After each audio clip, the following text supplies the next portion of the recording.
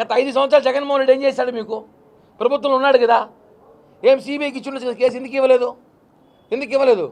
చెప్పండి. ఇప్పుడు అది చెప్పరు. ఆ రోజు బయట తీసుకొచ్చింది మేమే, ఈరోజు సిబిఐకి అప్పగించింది కూడా మేమే. పవన్ కళ్యాణ్ గారు ప్రజలతో తీసుకొచ్చారు. ఆయన చెప్పాడు ఖచ్చితంగా మీ కుటుంబ సభ్యులకు న్యాయం చేస్తామంటే చేస్తాం. సిబిఐకి అప్పగించారు నిన్న ప్రభుత్వానికి కృతజ్ఞతలు. నిర్ణయం తీసుకున్నందుకు ఏపీ కూటమి ప్రభుత్వానికి కూడా హృదయపూర్వక ధన్యవాదాలు. ఎందుకంటే ఇప్పుడు ఎవరు మాట్లాడే అవకాశం ఉండదు. ఇంకా వైసీపీగా పేటీఎం గారికి ఇదే పని కదా, వాళ్ళకి ఇప్పుడు అవకాశం ఉండదు కదా. ఇంకా ఇప్పుడు ఇచ్చేసాం, ఇంకేం మాట్లాడతారు? ఒకటే అన్న, జగన్మోహన్ రెడ్డి ప్రభుత్వంలో వందలాది మంది మహిళలు మిస్సింగ్ అయిపోయారు.